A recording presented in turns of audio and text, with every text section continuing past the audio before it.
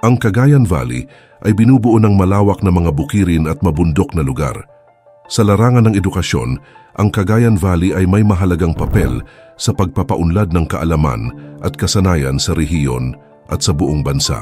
Ngunit paano kaya kung hindi na puro mga Pilipino ang nag-aaral sa mga paaralan dito? Totoo kayang marami ng Chinese ang nasa Cagayan Valley? Totoo bang ang pagpapadala ng mga estudyante sa ibang bansa ay gawain ng mga komunista para dahan-dahang kontrolin ang pamahalaan doon?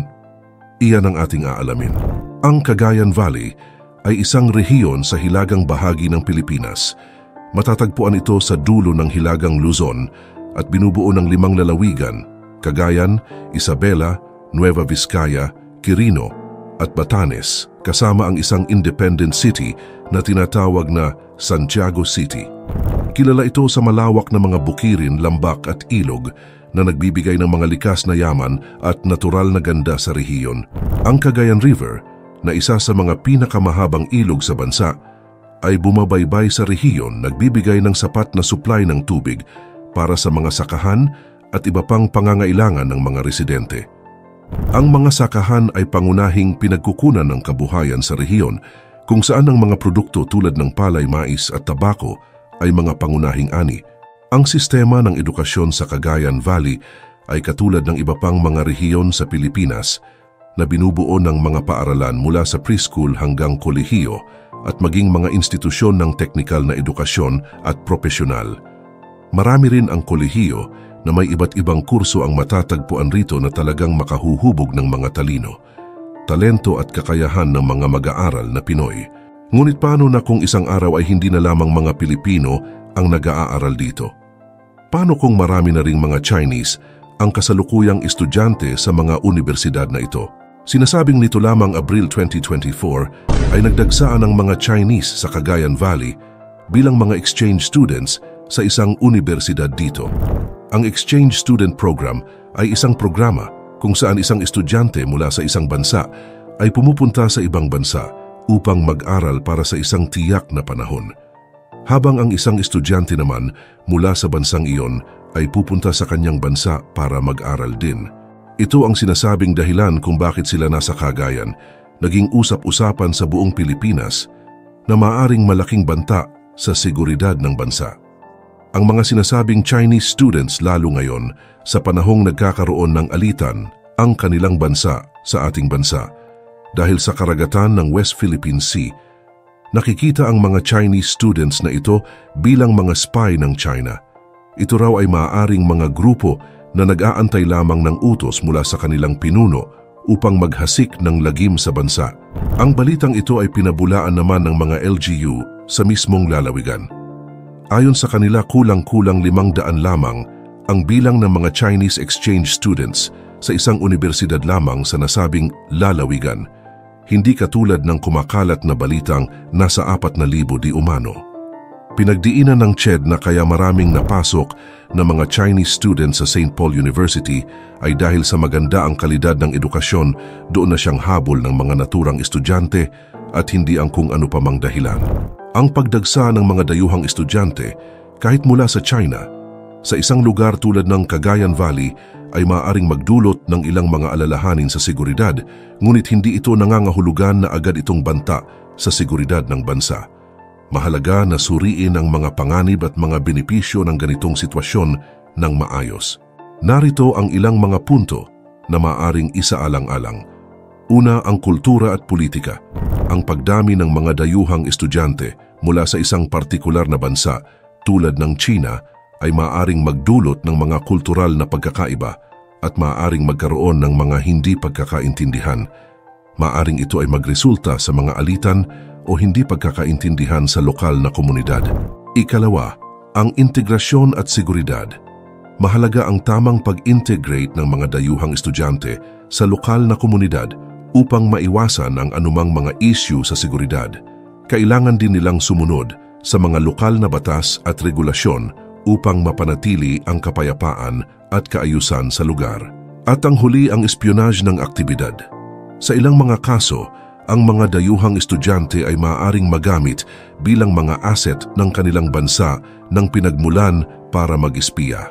Subalit, hindi lahat ng mga dayuhang estudyante ay may masamang layunin. Mahalaga rin na hindi agad ituring na banta ang lahat ng mga dayuhan. Ang ganitong usapan ay nakarating sa mga Chinese at mariin din nilang ipinagtanggol ang mga estudyante. Wala raw itong mga kinalaman sa nagaganap na alitan ng Pilipinas at China dahil sa West Philippine Sea o kung tawagin nila ay South China Sea. Mapayapa raw pumunta ang mga mag-aaral na ito upang mag-aral lamang at wala ng iba. Ang ganitong uri di umano ng mga isyu ay malisyosong hakbang ng mga politiko sa Pilipinas upang magalit ang mga Pilipino sa mga Chinese. Sa Pilipinas marahil ay hindi ito nakikitaan ng anumang masamang balakin dahil hindi na bago ang mga banyagang estudyante sa ating bansa. Ngunit alam nyo ba na sa ibang bansa ay karaniwan na ang ganitong eksena? Ngunit para sa kanila ang tunay na pakay nito ay upang gamitin sila ng mga komunista para sa pansariling adhikain. Nitong Enero lamang ay may iniulat tungkol dito na siyang ikinabahala at ikinatakot ng Germany. Ang pagdagsa ng mga Chinese students sa kanilang bansa o tinaguriang Army of Spies. Layunin daw ng mga estudyanteng ito na magnakaw ng mga impormasyon tungkol sa cutting-edge technologies, biotechnology, artificial intelligence at quantum technologies. Paano nga ba naman na hindi paghihinalaan ng mga Chinese students bilang mga spies Noong nakaraang taon lamang ay ibinalita na talagang tinuturuan sa isang paaralan sa China ang mga estudyante rito kung paano nga ba maging spy. Nagkalat ang mga videos kung paano turuan ang mga estudyante at guro kung paano sila maging defense line laban sa kaaway na bansa. Sa isang universidad sa China na may kaugnayan sa militar, kinokondisyon ang pag-iisip at pagkatao ng mga mag-aaral sa pagiging espiya para sa komunista bago sila lumabas ng bansa. Kaugnay nito, marami ang nagsasabi hindi ang pagnanakaw ng mga nasabing impormasyon ang pakay ng mga Chinese students sa Cagayan. Dahil unang-una, wala naman halos na mga ganitong uri ng impormasyon sa bans. Sinasabing ang pangunahing layunin nila ay ang pag-infiltrate sa mismong probinsya. Palakihin ang presensya ng mga Chino sa nasabing lugar.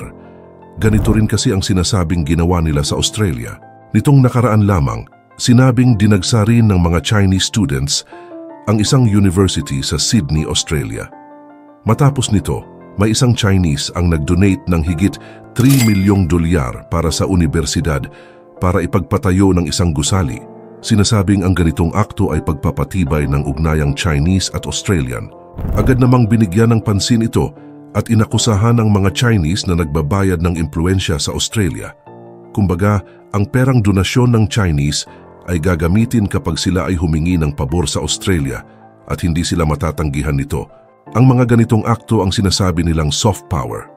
Ang soft power ay isang konsepto sa larangan ng internasyonal na relasyon na unang ipinakilala ni Joseph Nye, isang Amerikanong politikal na teorista noong dekada 90. Ito ay tumutukoy sa kapasidad ng isang bansa na makahikayat at magpabago ng ibang mga bansa sa pamamagitan ng hindi paggamit ng puwersang militar o pampolitika, kundi sa halip ay sa pamamagitan ng kani-kanilang kultura, ideolohiya at mga halaga. Ang soft power ay nagmula mula sa pangunahing mga sangkap tulad ng kultura, wika, edukasyon, sining, teknolohiya at iba pang mga aspeto ng pagiging isang modernong bansa sa pamamagitan ng pagpapakita ng positibong imahe at pagtataguyod ng mga ideya at halaga na nakakaakit sa ibang mga bansa. Ang isang bansa ay maaaring magamit ang kanyang soft power upang mapalawak ang impluensya nito sa pandaigdigang antas. Halimbawa, ang Estados Unidos ay isang malakas na halimbawa ng bansa na gumagamit ng soft power sa pamamagitan ng pag-e-export ng kanilang mga produkto ng kultura tulad ng Hollywood movies, popular na musika at teknolohiya mula sa Silicon Valley. Nakakapagdulot sila ng malaking impluensya sa iba't ibang bahagi ng mundo nang hindi gumagamit ng puwersang militar. Sa kabilang banda, ang China ay kamakailan lamang ay nagpapalakas ng kanilang soft power sa pamamagitan ng pagsusulong ng kanilang wika at kultura sa ibang mga bansa sa pamamagitan ng mga institusyon tulad ng mga Confucius Institute at pagpapalabas ng mga Chinese films at serye.